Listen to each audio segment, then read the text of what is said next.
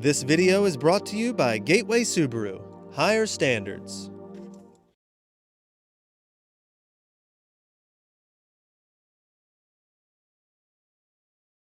Outdoors Delmarva covers everything outdoors, including real hunting and fishing situations involving wildlife. we do our best each and every week to keep it tasteful, but discretion is advised. Now, enjoy the show. This is Outdoors Delmarva, presented by Gateway Subaru. Higher standards. This week on the show, Delmarva's famous Ward brothers, counterfeiters in wood, were master artists and craftsmen who forever changed the world of wildfowl carving. On a special edition of Outdoors Delmarva, we'll take a visit to their workshop, frozen in time, to see how these Crisfield natives created their unique masterpieces. That is a classic right there. Plus, as whitetail season heats up, we're scouting out the hot spots for the upcoming hunts. right now on Outdoors Delmarva.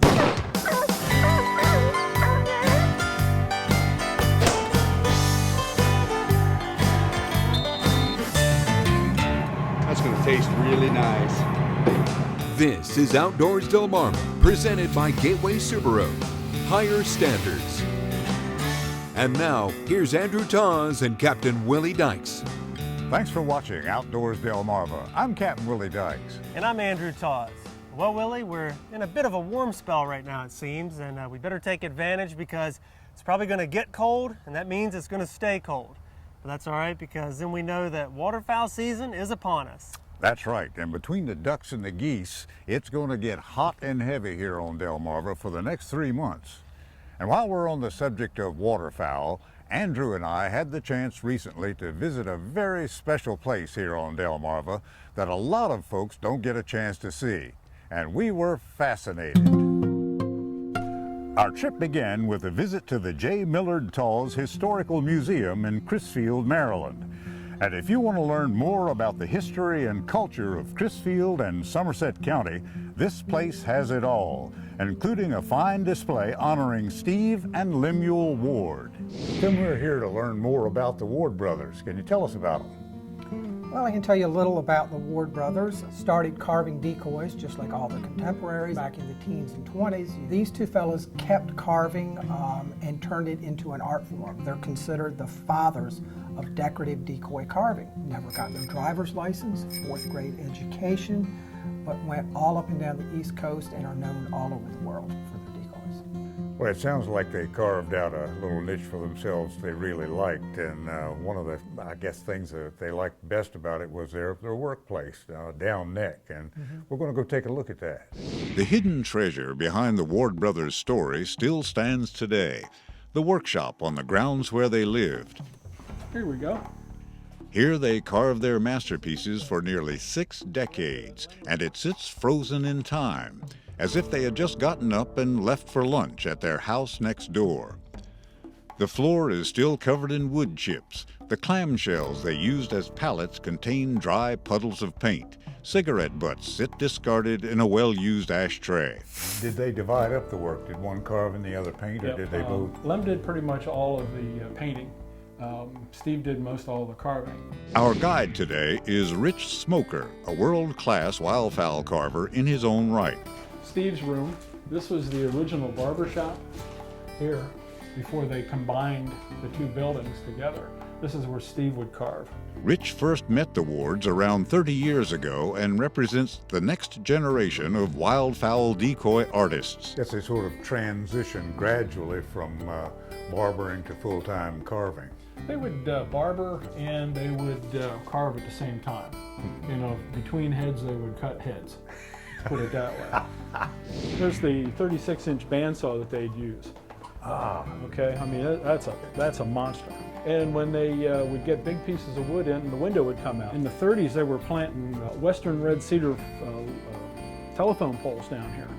And when they would be broken off or dropped over or something like that, the Wards would get them. And those things were 40, 50, 60 feet long. Wow. You know, and they're that big around. That saw would do 3 different things for you at one time. Cut you deep, wide, and often. There's a piece of those Liberty Boat life rafts too that they made tons and tons and tons of decoys out of. You see that? Yep. Oh, And that is amazing. that would be wrapped with canvas. Mm-hmm. I don't know how many they bought them. They brought them in here by the tractor trailer load after the war. This is probably one of the best things that I have found in here. I was looking at this, and the phone used to be here. And this is what they would used to use as their, this is what's ordered. This is Glen L. Martin. Really? Yep. Detroit, they would ship birds to Detroit, California, Reese in Wilmington. Things here are pretty much the way they were when the guys were carving in this building. Here's a picture of Steve. We'll take a look at this mirror and this shelf behind him. Here's the corner as it is today in the shop, and you can see it's changed very little. A little dyspepsia remedy from the Marion Pharmacy, can of Buckhorn cigarettes, and also a pretty nicely carved little slingshot. Of course, what would you keep in a very interesting looking old purse? Mostly spark plugs and some light reading for a rainy day. Can't go wrong with Zane Grey. They found a real place in life that suited them. That's the envy of most of the working world these days. Isn't that the truth?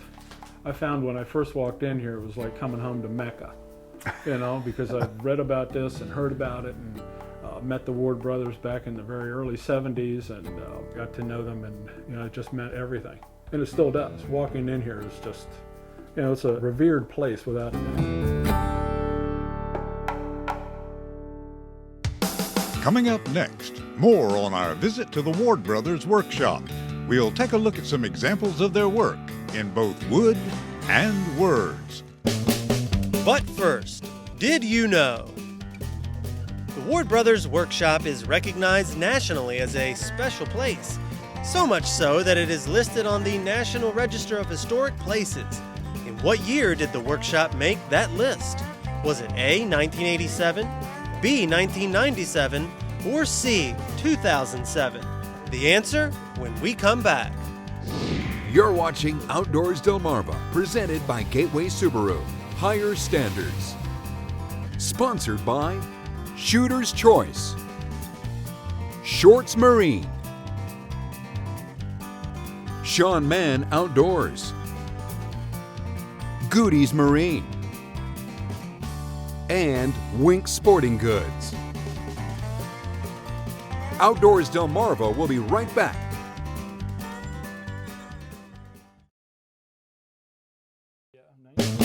Did you know?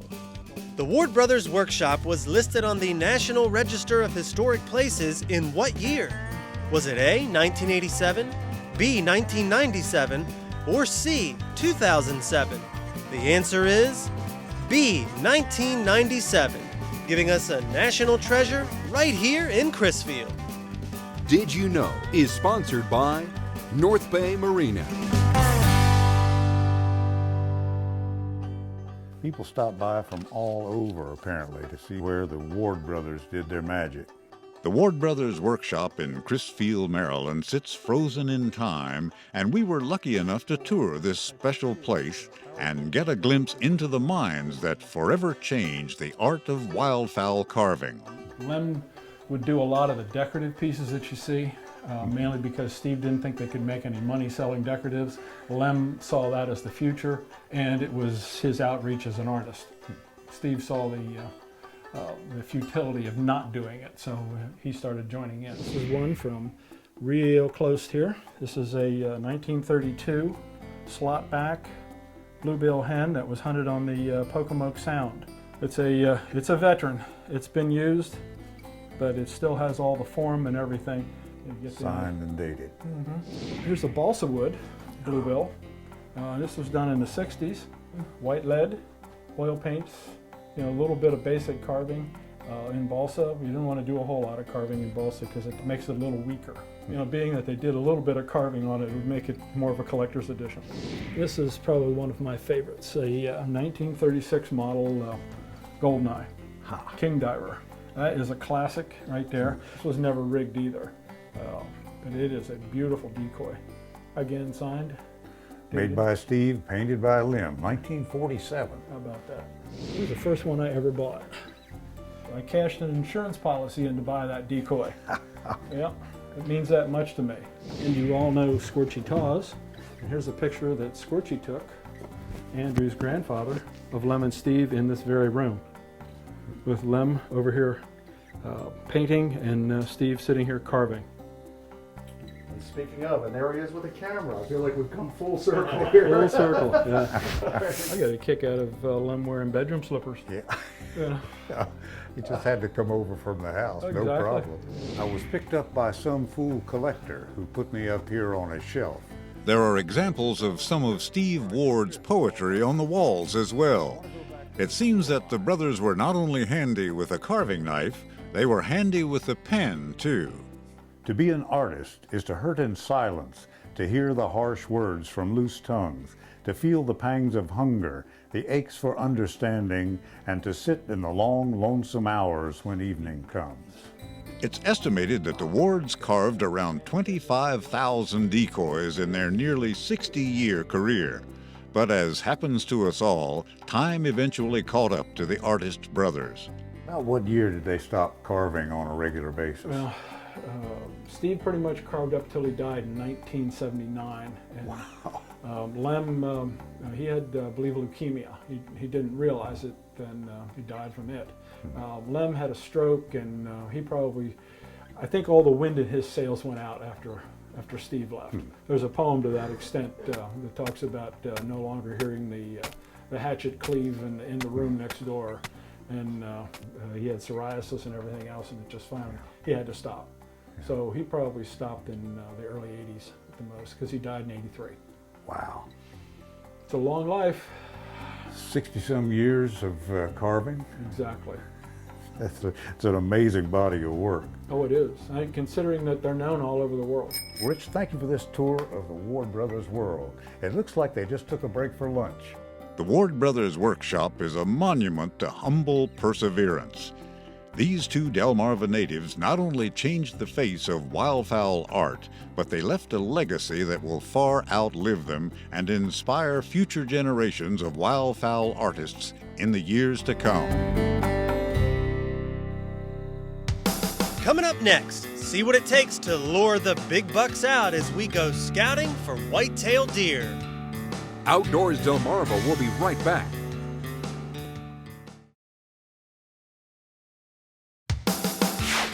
You're watching Outdoors Delmarva, presented by Gateway Subaru. Higher standards. They've seen us do a lot of hunting here on Outdoors Delmarva, but you can't find the good spots unless you get out there and do a little scouting. It all starts with food. James and Danny Wynn are stocking up on corn, minus the cob, to take out into the woods for deer. Corn that they're used to eating in the fields is being harvested, and here it is right here. We're just bringing it back to them. We're kind of like a pizza delivery guy for the deer, you know what I mean? Once bagged and loaded up, they head to a location they've had their eyes on in Worcester County. One thing we're looking for is a funnel to set up in. Anytime we're going to bow hunt, we want to hunt in an area where deer have to channel through. And we've got a good location here in front of us that does that. The corn has been going in the vicinity of where they will bow hunt in just a few days. And that'll be gone by the time you all come back on Saturday. With food plots on each side of this funnel, there's evidence everywhere of deer. And of course, we're on a heck of a well-used deer trail. There's a cornfield on the other side and a bean field over here. We're going to be right in the middle. And on the ground along this funnel are scrapes, telltale signs of bucks in the area. This is what you're looking for as a bow hunter this time of year, because if you can find one that's being used, that's being cultivated, you can see the leaves have been cleared away, so this scrape is being used. It's a good spot to spend a little time near. But this is what you're looking for when you're buck hunting during the rut, is a scrape. And that's a good one right there. There are scrapes all along the funnel, always with overhanging branches above them, and usually you'll find a broken one. They leave scent that's around their eyes and the branches above it. And then they urinate on the ground. This is how you know it's a nice deer. You broke this one, and that one. That means he's getting his head in there and he's swinging it. You'll see where they've been using their hooves to scratch it up good. And then you always find the overhead branch. If you don't have a branch, it's not a scrape, it's something else. See, probably stuck his eye right in here. Yeah, he's left his gland secretions above it. So with scrapes, broken branches, and food sources abound, the Winds are confident that their scouting will pay off for the upcoming hunt. There's a scrape right here. You can see how big that thing is. So he's gonna be here that night we're here.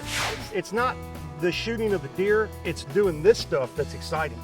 Because we find the places that we're going to find the deer, and we put the pieces of the puzzle together, and then when we get up in our stand and actually bring it together, when we actually shoot the deer with the bow, It's like it's the climax of everything we've been doing in September and October. But you can't do that by sitting on the couch. James and Danny know. You gotta get outdoors, Delmarva. Coming up next, dogs may be man's best friend, but there's no camaraderie between these canines and cows. See why on this week's Scorchy's Corner Classic. 1,200 pounds of beef on the hoof is only putty in their paws.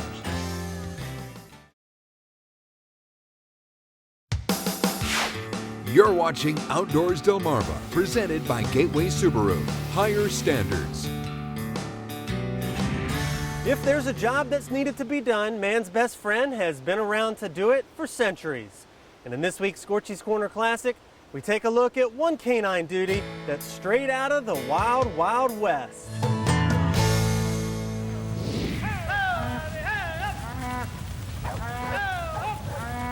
The plains of Texas? No. This scene is right here on the plains of Delmarva, the Draper King Cole Ranch, a mite southeast of Milton, Delaware. Complete with 5,000 to 8,000 head of cattle, real live cowboys, and the stars of our story, Oscar, Mikey, Jesse, and Jake. Get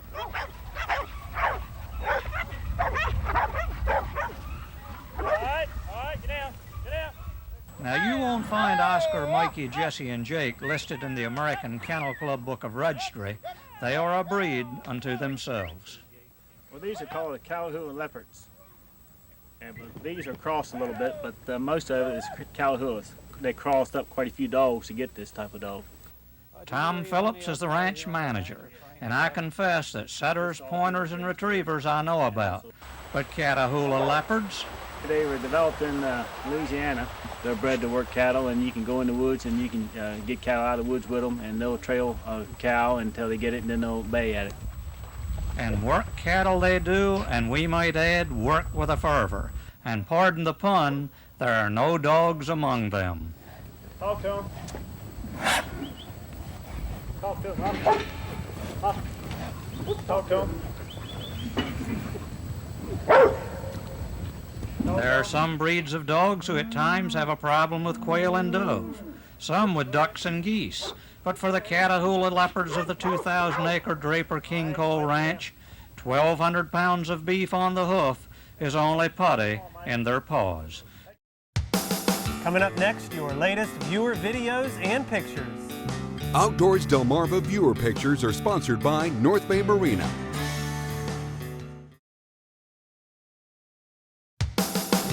You're watching Outdoors Delmarva, presented by Gateway Subaru. Higher standards. Sponsored by Shooter's Choice, Shorts Marine, Sean Mann Outdoors, Goody's Marine, and Wink Sporting Goods. Do you have a video you'd like to share with the Outdoors Delmarva team? Get outdoors, Delmarva! We'd love to see it. Maybe it's a hunting or fishing trip, or just going camping or hiking with friends. Me and my friend are lobster. Let us know, and we can put the Viewer Venture Cam in your hands. Have an idea? Email us at outdoors@wboc.com. It's the Outdoors Delmarva Viewer Venture Cam. You shoot it, we'll show it. Get outdoors, Delmarva. And now it's time to take a look at your latest viewer videos and pictures.